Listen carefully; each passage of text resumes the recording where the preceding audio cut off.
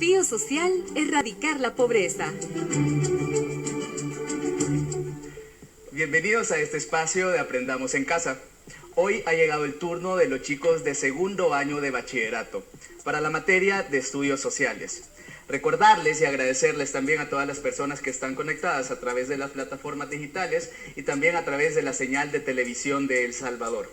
Como todos los jueves vamos a abordar una temática importante y es precisamente uno de los objetivos de estudios sociales, que usted a través de la información que estamos a punto de brindarles lleguen a ser insumos para que también forme su sentido crítico y analice la realidad de su entorno y de la vida misma.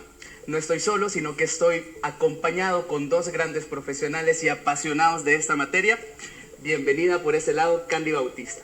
Hola, muchas gracias, Eduardo. Estamos muy contentos de poder compartir y aprender entre nosotros también sobre temáticas muy importantes y relevantes para comprender nuestra realidad social.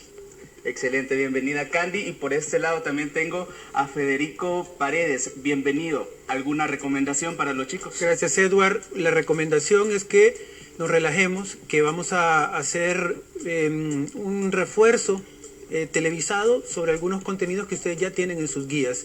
No hay necesidad entonces de copiar como que esto es un dictado. Relájense y comencemos. Comencemos entonces. La temática que vamos a estar abordando en este día es precisamente el desafío de erradicar la pobreza y también los indicadores del desarrollo humano. Para iniciar, Candy, ¿cómo podemos definir qué es la pobreza? Bueno, algo importante es reconocer cómo se concibe de manera general la pobreza y luego cuáles son los elementos que implica entonces condiciones de pobreza. Es importante mencionar que la pobreza comúnmente es conocida como la carencia de ingresos o la falta de dinero. Por ejemplo, yo digo, no tengo pisto, soy pobre.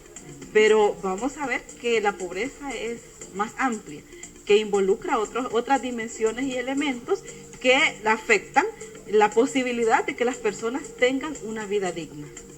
¿Cómo pudiéramos ejemplificar la construcción que se nos ha enseñado de pobreza, Federico? Bueno, quizás primero hay que dar algunos datos importantes. Fíjate, Edward, que Oxfam dice que aproximadamente 50% de la población mundial vive con menos de $5.5 al día. Otros de los datos que son importantes y que se derivan de este estudio es que alrededor de 735 millones de personas viven en pobreza extrema. Cuando empiezas a analizar esto, te das cuenta de que los desafíos de la erradicación de la pobreza tienen que estar en la mesa de cualquier gobierno del mundo y del nuestro también. Entonces, otras cositas. Cada 10.000 personas, cada día 10.000 personas mueren porque no pueden acceder, no pueden pagar los servicios de salud. Hay otros indicadores, ¿verdad, Candy? Así es, en el campo de la educación podríamos mencionar también que a nivel mundial hay 258 millones de niños que no asisten a la escuela.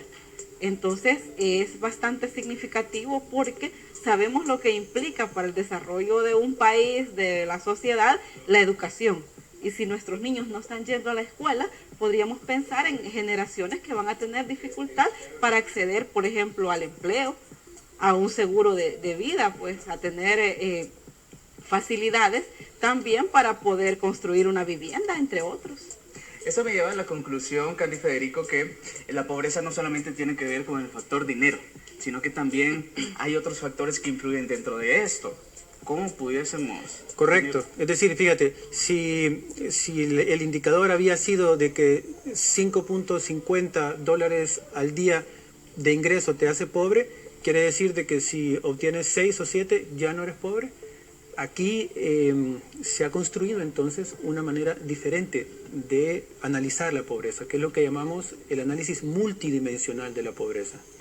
¿Cómo definimos entonces la pobreza multidimensional? ¿Vendría siendo, Candy? Pues en este caso la pobreza multidimensional vendrían siendo factores o elementos educativos, de hábitat, de condiciones de vivienda, de salud, de servicios básicos y de alimentación que permiten a las personas cubrir sus necesidades. Entonces, la carencia de estos elementos reflejaría lo que es la pobreza multidimensional. Como Federico mencionaba, entonces, no solo es la carencia de dinero, está involucrada todas las condiciones de vida. Sí, y aquí hay que decir una cosa, destacar una cosa: El Salvador ha sido pionero en el estudio de la pobreza multidimensional. De hecho, El Salvador propuso uno de los indicadores importantes para este análisis alrededor del mundo, que es la calidad de hábitat. Y también fue de los primeros países que lo empezó a implementar. Esto no era sencillo, Edward y Candy, porque fíjense ustedes, si antes medíamos la pobreza nada más en términos del ingreso per cápita, ahora resulta que tenemos que considerar muchas cosas más. Y por supuesto que eso te va a cambiar la proporción de gente que aparece reportada como viviendo en pobreza. Y entonces, ¿cuáles serían esos factores? Las dimensiones, los indicadores. ¿Cómo calculamos entonces la pobreza multidimensional? Sí, ya Candy mencionó que tenemos una dimensión que es la educativa, la de condiciones de vivienda, trabajo y seguridad social, salud, servicios básicos y seguridad alimentaria y calidad del hábitat. Pero dentro de cada uno de estos tenemos indicadores, como tú ya bien lo decías. Veamos algunos, por ejemplo. En educación, la inasistencia escolar, el rezago educativo, el cuidado temprano inadecuado, esto vamos a hablar más de esto más adelante, la baja educación, fíjate cómo está construido esto, dice la baja educación de adultos, pero eso choca un poco, ¿verdad? Porque quiere decir de que tenemos muchos adultos que son mal educados, y eso no es así.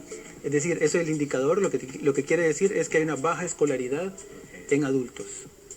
Reformulado de otra manera se entiende mejor. ¿Qué otros indicadores, Candy? Bueno, dentro de las dimensiones, por ejemplo, tenemos las condiciones de vivienda. Cuando hablamos de condiciones de vivienda, podríamos mencionar indicadores como materiales inadecuados en techo y pared, es decir, la estructura de la casa, ¿verdad? Hacinamiento, por decir algo, cuando en una habitación pequeña hay muchas personas viviendo. Entonces no hay espacios adecuados para que se desarrolle cada uno. Y otro es la inseguridad en la tenencia del terreno. Gente que alquila o que ha tomado espacios porque no tiene una propiedad donde poder construir. En la dimensión de trabajo y seguridad social hay otros indicadores. Claro, el subempleo, es decir, imagínate la diferencia de tener empleo y seguridad social a tener un empleo que no es un empleo digno y que no te genera entonces seguridad social. Ahí tenemos una gran brecha. El desempleo es otro de los factores importantes. Y tenemos el trabajo infantil. También en esas dimensiones de salud y servicios aparecen otros indicadores. Así es, hay indicadores como la falta de servicios de salud. O sea, hay personas que no tienen acceso a un seguro médico o a estar registrados en el Instituto Salvadoreño del Seguro Social. Esto va amarrado con las condiciones del subempleo, que también mencionaba Federico, la falta de acceso al agua potable. Y aquí hay un elemento muy importante, porque una situación es el acceso al agua y otra es la calidad de ese servicio y la cantidad de tiempo en la que podemos disponer del agua potable en nuestros hogares. También tenemos la falta de acceso a saneamiento, esto en condiciones de espacios no adecuados o de insalubres, por ejemplo, para poder vivir. También tenemos la inseguridad alimentaria, que es un elemento muy importante. O sea, ¿cuál es la calidad de la alimentación que tenemos? En el caso de los hogares que viven con menos de $5.50 de dólar, ¿cuál es la condición? Imaginémonos una familia de 8 personas, ¿cuál será la calidad de los alimentos que pueden adquirir? Hablando también de calidad, calidad del hábitat, es otra dimensión que también tiene sus indicadores. Correcto, y esta es interesante, por ejemplo, en la falta de espacios públicos, ¿verdad? Es decir, no tener parques, no tener bibliotecas, no tener espacios de esparcimiento. Ahí lo que estamos viendo es la calidad, es decir, ¿cómo es tu entorno? ¿Tu entorno es un entorno bello para vivir, para disfrutar la vida, o es un entorno cerrado en donde hay condiciones de criminalidad alrededor de donde vives? Ahí entonces se generan indicadores y esos son los que contribuyó El Salvador. Si todavía les queda algunas dudas, pues les vamos a presentar el siguiente caso que precisamente ejemplifica un poco la temática de este día.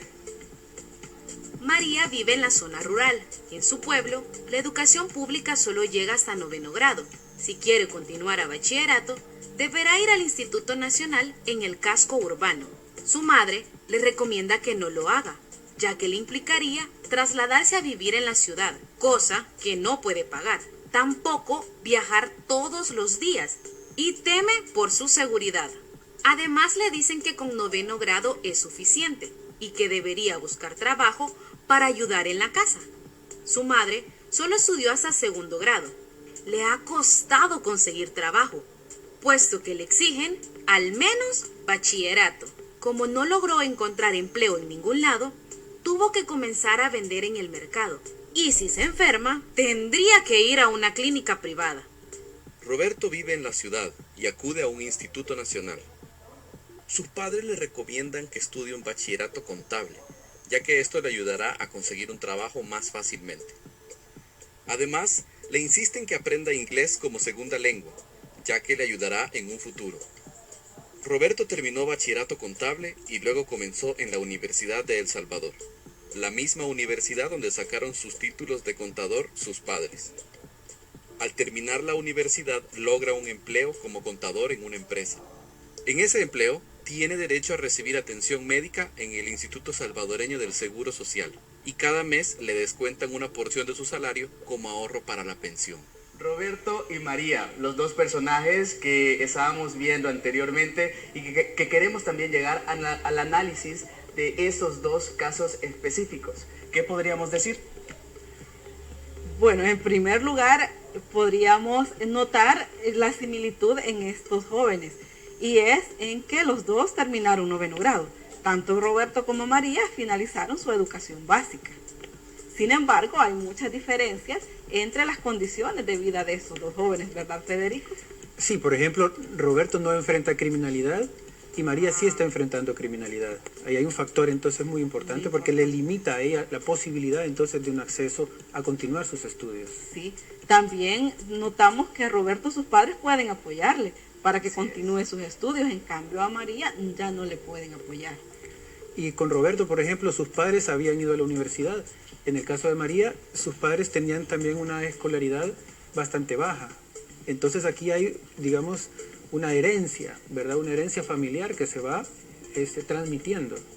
Sí, por eso pudimos notar en el caso que Roberto sí estudia bachillerato, incluso le aconsejan que estudie un tipo específico, que es el contador, y en el caso de María, su madre, viendo las condiciones, le dice ya no es posible que sigas estudiando, por lo tanto ella no estudia bachillerato. Focalicemos entonces la atención en el personaje de María, conociendo ya los contextos con los que me imagino también muchos estudiantes se van a ver identificados, tanto con Roberto y María. ¿Qué podemos deducir del caso de María? Muy bien. Sería importante relacionarlo con los indicadores que tenemos de la pobreza multidimensional. Veamos. Entonces. Bueno, en este momento van a ver en su pantalla una lámina que contiene los indicadores de las dimensiones e indicadores de la pobreza multidimensional y lo vamos a analizar en función del caso y del personaje de María. Correcto. Veamos, por ejemplo, en el caso de educación, María reporta un rezago educativo. ¿Por qué? Porque no completó su educación media, no completó el bachillerato. Y sus padres, entonces, también han tenido una baja escolaridad previamente. Así es. También notamos que ella está expuesta a condiciones de subempleo y de inestabilidad, porque al no culminar el bachillerato, cuando ella va a buscar un trabajo, todos les piden como requisito la educación media. ¿Qué le queda a María? Aceptar lo que sea. Bueno, y tener que trabajar en la condición del salario mínimo, ¿verdad? No puede aspirar entonces a más que el salario mínimo y no va a tener condiciones de seguridad social. Así es. Eso también incide en lo que Federico mencionó sobre las condiciones de estar expuestos al crimen y delito, por el entorno social en el que ella se desarrolla. Hablando también, bueno, de esos detalles, me gustaría conocer y analizar algunos datos, algunos porcentajes que también son interesantes, hablando precisamente de la pobreza multidimensional. Me gustaría que abordáramos la temática del área geográfica. ¿Cómo podemos definirlo y qué contexto también podemos decirle a los estudiantes? Muy bien. Vamos a revisar en este momento la incidencia de pobreza multidimensional por área geográfica. Y podemos notar en este momento en nuestra pantalla una lámina en la que está reflejada esta incidencia